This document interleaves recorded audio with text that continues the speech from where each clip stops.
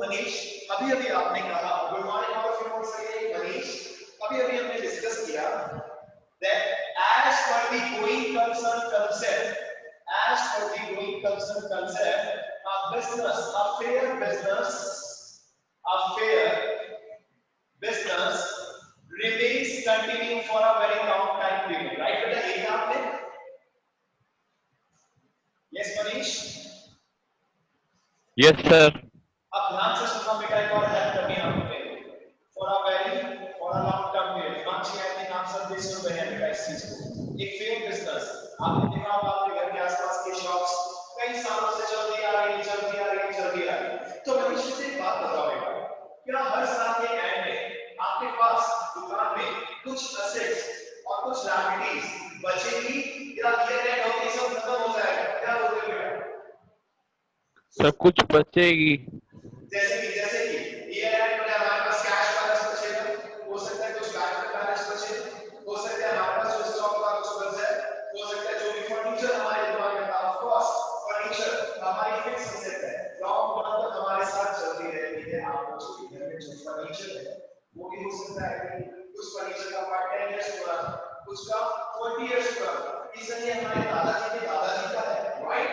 तो एक बात बताइए, ये आपकी एक शॉप है, इसमें कई सारी आपकी एसेट्स हैं, एज वेल एज कई सारी क्या है बेटा, लायबिलिटीज। अग्री कर रहे हो मनीष? राइट? अब मेरा डिस्कशन शुरू होता है आप सभी के साथ।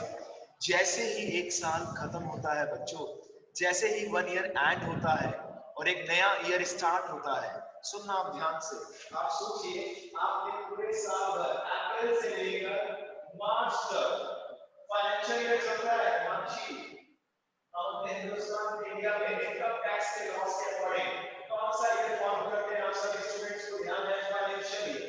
कौन सा ईयर बच्चों? Financial year which starts from 1st April to 31st मार्च।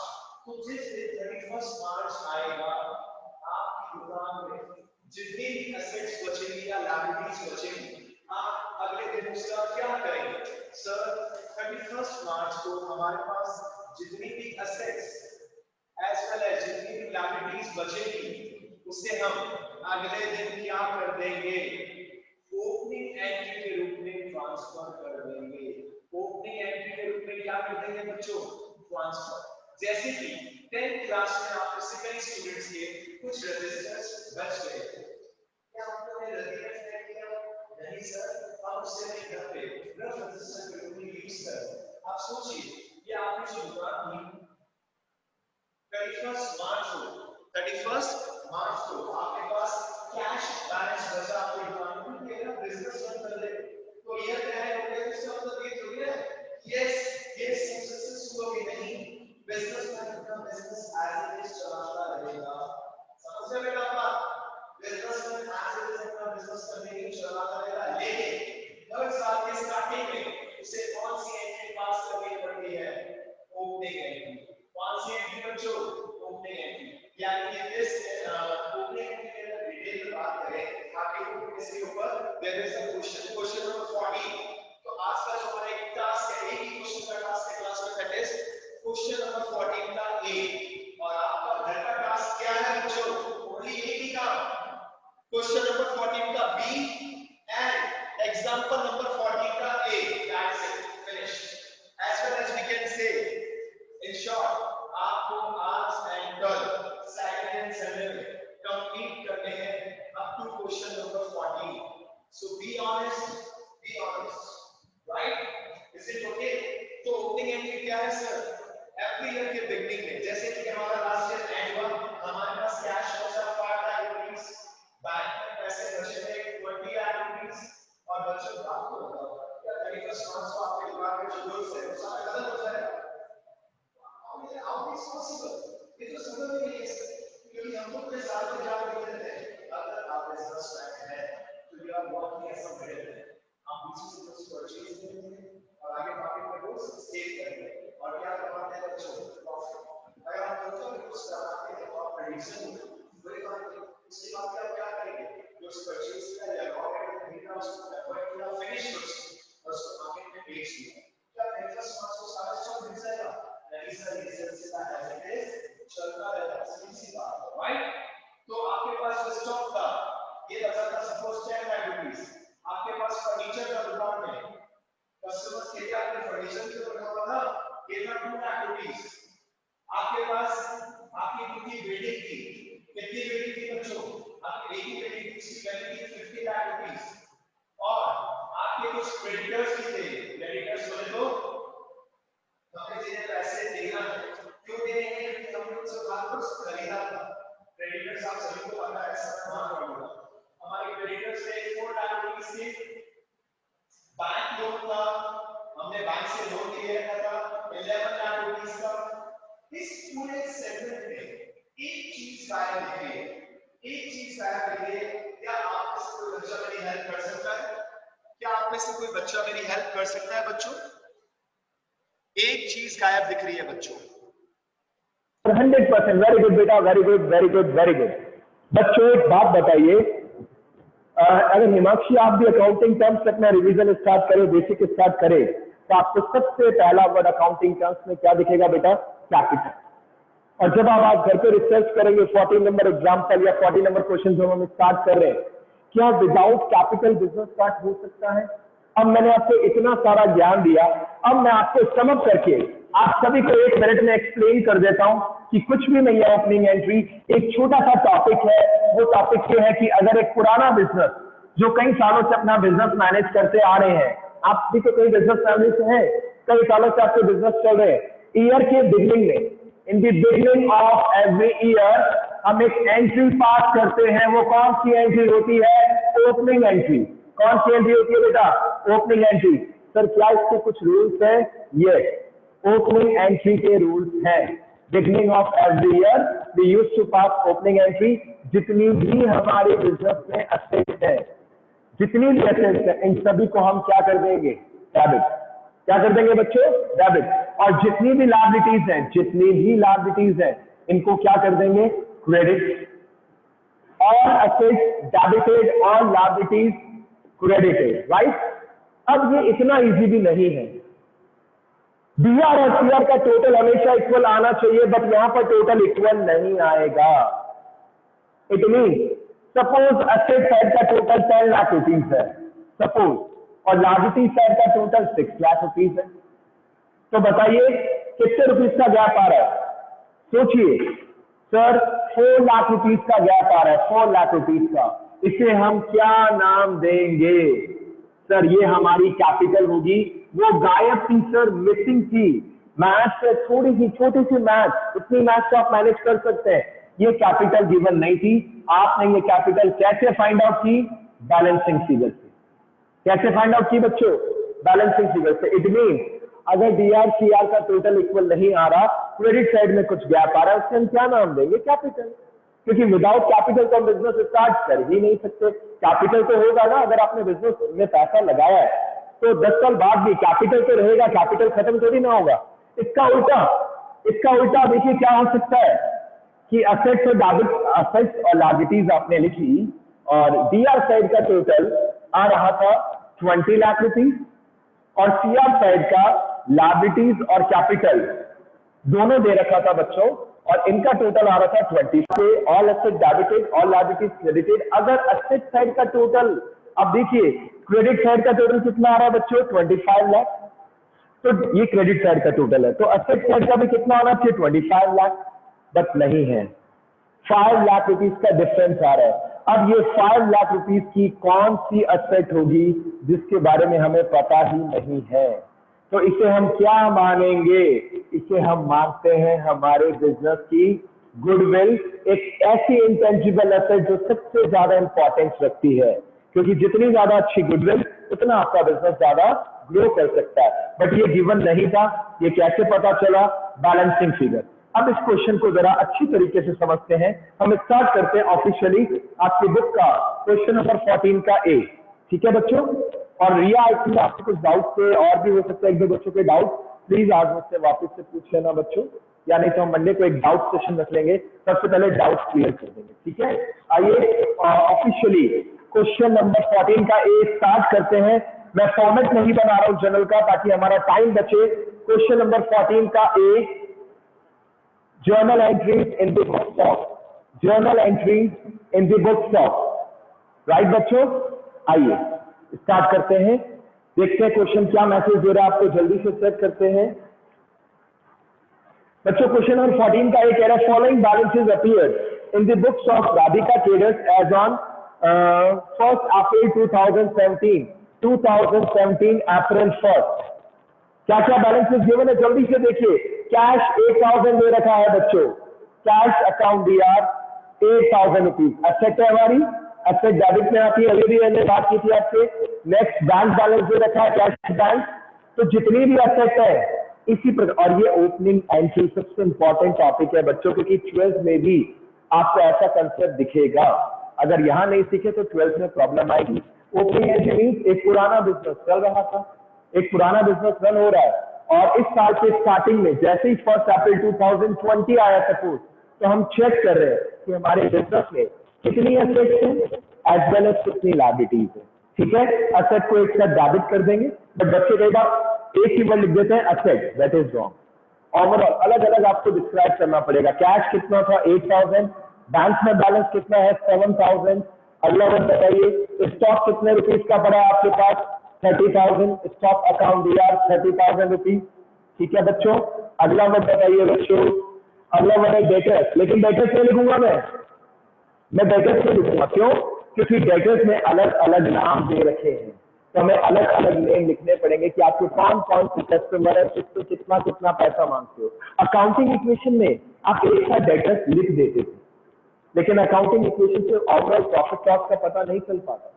ये अकाउंटिंग साइकिल के थ्रू हम चल रहे हैं। सबसे पहले जर्नल, जर्नल के बाद ledger, then trial balance, then financial statement. Right बच्चों, क्लियर है एकदम? तो डेटर्स में कौन कौन से नाम है? मोहन, सोहन, दिनेश। मोहन, सोहन, दिनेश, मतलब इन तीनों को हमने उधार गुड्स बेच रखा होगा, that's why they are known as our debtors. कितना कितना पैसा आप इनसे मांगते हैं? 10,000, 12,000, 14,000, 10,000, 12,000, 14,000। देखिए हम सभी एसेट को एक साथ डेबिट कर रहे हैं। आगे बताइए लायबिलिटीज, और लायबिलिटीज में क्रेडिटर्स, बट मैं क्रेडिटर्स नहीं लिखूंगा क्योंकि क्रेडिटर्स में कौन कौन से क्रेडिटर्स है बताइए? X and Y.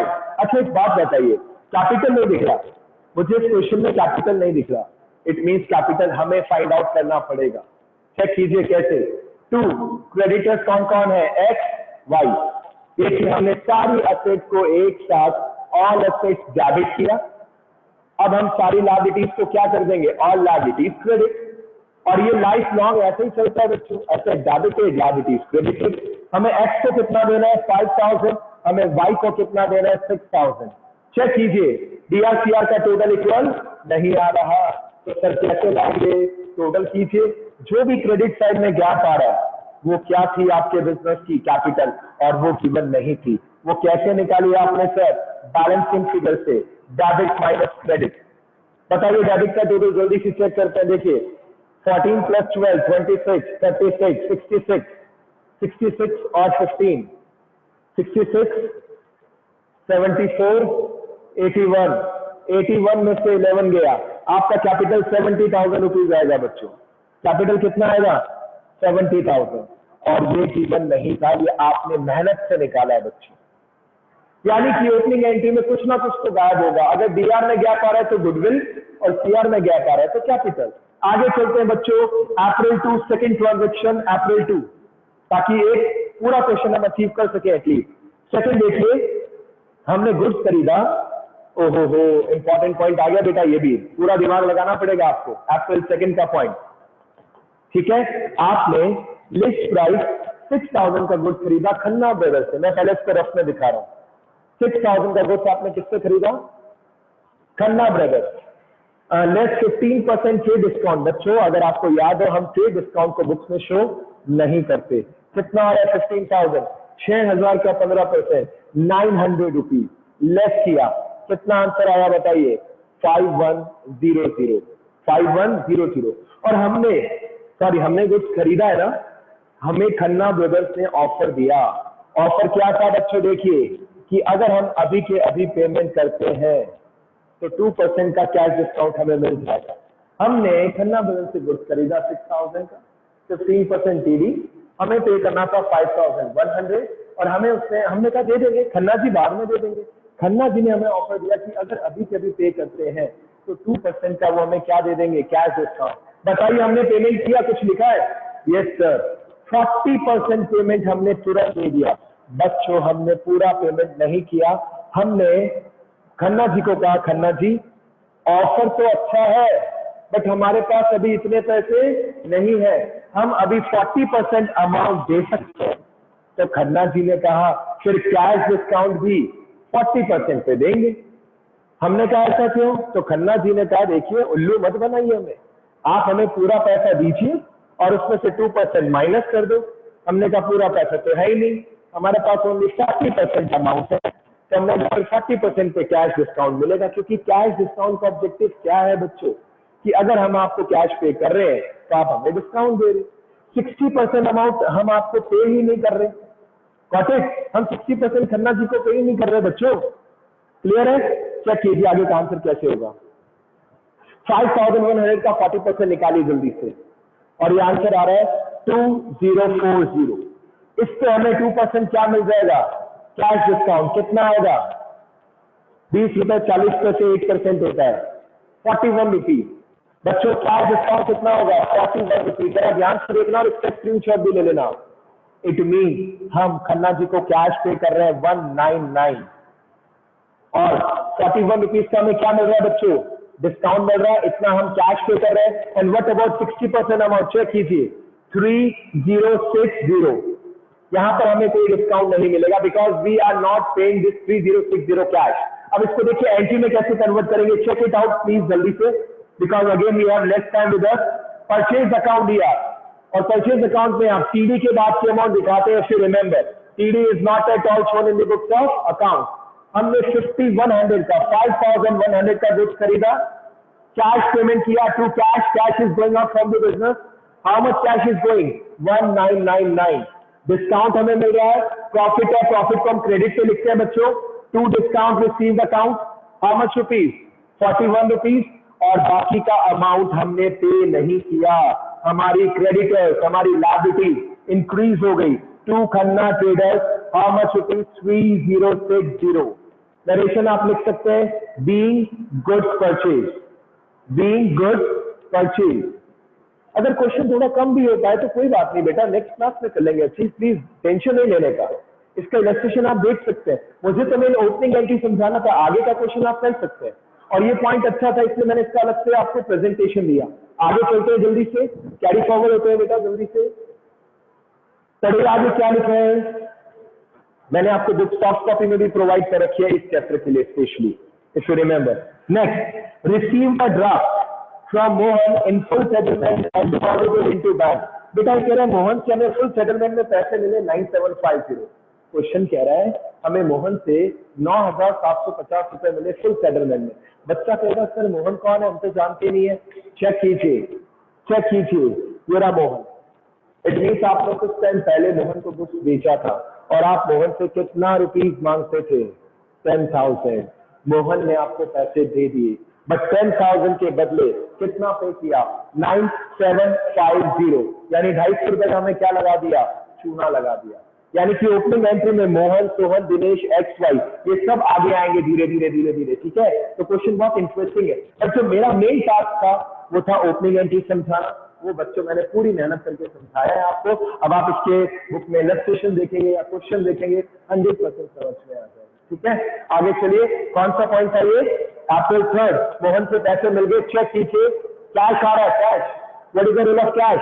आए तो डेबिट, जाए तो क्रेडिट। कैश अकाउंट दिया, हाउ मच रुपीज? 9750। सर 10,000 मांगते थे, पैसे तो 9750 दिए।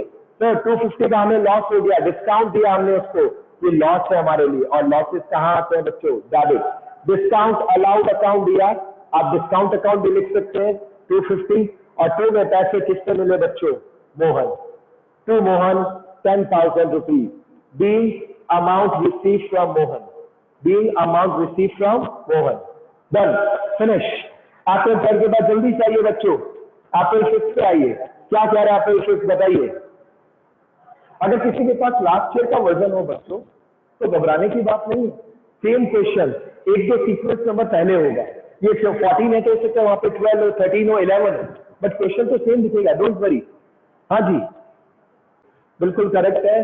अप्रैल 3 में हमें ड्राफ्ट मिला और ड्राफ्ट हमने बिजनेस स्टडीज में भी पढ़ा था, डिमांड ड्राफ्ट। हमारे कस्टमर ने हमें ड्राफ्ट के थ्रू पेमेंट किया और हमने उसको बैंक में डिपॉजिट कर दिया, बिल्कुल सही, instead of cash bank account दिया होगा। वेरी गुड बेटा, वेरी गुड, 100% करेक्ट। पढ़ना है सबको, सोना नहीं है क्लास में, ठीक है। आगे चलिए, अप्रैल 5 पे आइए। हमने गुड्स खरीदा सुरेश से 8,000 का और 20% ट्रेड डिस्काउंट है और बाकी हमने पेमेंट तुरंत इमीडिएटली चेक से पे किया। बच्चों हमने गुड्स खरीदा, परचेज अकाउंट दिया, ये बेसिक आप सबको पता है, परचेज अकाउंट दिया, पेमेंट किसके थ्रू किया, चेक, यानी कि हमारा कौन सा अकाउंट माइनस हो जाएगा सर, बैंक अकाउंट। लेकिन आपने गुड्स तो परचेज किया, it's good, but trade discount के अमाउंट को माइनस तो कीजिए। कितने रुपीज का गुड्स परचेज किया सर, 8,000 रुपीज का। 20% टीडी क्या कर दीजिए, माइनस 20% बना 1,600, यानी हमने नेट कितने रुपीज का गुड्स परचेज किया बच्चों, 6,400, 6,400। Done, finish. आगे चलिए, जल्दी से आगे चलिए, नेक्स्ट पॉइंट। एप्पल शिफ्ट के बाद 8 पॉइंट देखिए, एप्पल 8, और बेटा इंपॉर्टेंट है, आप सब ध्यान से सुना क्वेश्चन। हमने गुड्स बेचा और हमें चेक मिला है और हमने एप्पल 8 को, सुनना ध्यान से, गुड्स सोल्ड किया बच्चों और हमें क्या रिसीव हुआ, एक चेक, और हमने इस चेक को बैंक में डिपॉजिट किया है अप्रैल 10। इट मींस जब आपने एप्पल 8 को गुड्स सोल्ड किया, आपको चेक मिला, आपने चेक को सेम डे बैंक में डिपॉजिट नहीं किया। क्या आप में से कोई बता सकता है, याद है हमने इस क्लास में डिस्कस किया था कि अगर हमें चेक मिल रहा है और उसे हम सेम डे डिपॉजिट नहीं कर रहे, किसी और दिन कर रहे, तो आज हम कौन सा अकाउंट ओपन करेंगे, यस एनीबॉडी, यस यस बताइए। अगर हमें चेक मिला और हमने सेम डे डिपॉजिट नहीं किया, किसी और दिन डिपॉजिट। बच्चों अगर आपको चेक मिले और आप उससे बैंक में डिपॉजिट नहीं कर रहे, आप सोचिए, आप इतने बिजी हैं सुबह से रात तक कि आपको चेक मिला और आपके पास ही पड़ा है, सपोज चेक, ठीक है, आपके पास ही पड़ा है, आपने इसको किसी और दिन डिपॉजिट किया, तो आज हम कौन सा अकाउंट ओपन करें, ट्रांजैक्शन तो हुआ है हमारा, हम ओपन करेंगे चेक इन हैंड अकाउंट दिया। चलिए जल्दी से चेक कीजिए, हमने गुड्स सोल्ड किया, ये बात कंफर्म है कि सर परचेज सीआर होता है तो सेल्स क्या होगा, सीआर, परचेज सीआर तो सेल्स सीआर, बट डेबिट में कौन सा अकाउंट ओपन होगा बच्चों, चेक इन हैंड अकाउंट दिया, चेक इन हैंड अकाउंट दिया टू सेल्स। कितने रुपीज का गुड्स सोल्ड किया बच्चों, जल्दी से देखिए, 25,000 का गुड्स सोल्ड किया और हमें क्या मिला, चेक। ये एक आर्टिफिशियल अकाउंट है, हमने ओपन किया और इसको हमने 2 दिन बाद ऑन अप्रैल 10 हमने इस चेक को कहां डिपॉजिट कर दिया, बैंक में, यानी आफ्टर 2 डेज आपका बैंक अकाउंट क्या हो जाएगा, इंक्रीज। तो 2 दिन के बाद आप क्या एंट्री करने वाले हैं, bank account debit, bank account debit, और ये चेक इन हैंड डेबिट पे कहां आ जाएगा बच्चों, क्रेडिट। चेक कीजिए, बैंक अकाउंट दिया to cheque in hand, same amount 25,000। तो जो बच्चे दिमाग लगा सकते हैं लगाइए, चेक इन हैंड पहले डेबिट में था, चेक इन हैंड बाद में क्रेडिट में हो गया, चेक इन हैंड का गेम ओवर।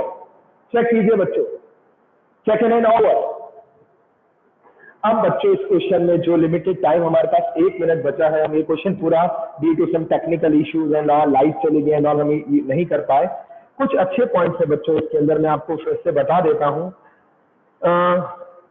इसके अंदर सबसे पहले आप देख सकते हैं कहीं पे भी ऐसा नहीं है, 28 नंबर पॉइंट अच्छा है बच्चों, आप स्टार मार्क कर सकते हैं, जो अप्रैल 28 का ट्रांजेक्शन है। उसके अलावा पूरा क्वेश्चन इजी है बच्चों, आप 100% कर सकते हैं। In case of any doubt आप बिंदास मुझसे पूछ सकते हैं, मैं आपको सॉल्यूशन प्रोवाइड कर दूंगा। आप कहेंगे तो पूरे क्वेश्चन 14 का सॉल्यूशन प्रोवाइड कर दूंगा, बट प्लीज घर पे एफर्ट्स करते रहिए। एक्स्ट्रा टेंशन के लिए I am always there to help you out. ये आपको भी मैं डाउट बता दूंगा, डोंट वरी बेटा। So all the best to all of you. Monday को हमारी क्लास फिर से स्टार्ट करते हैं इन अ बेटर मैनर, ठीक है बच्चों। So bye bye, enjoy, take care.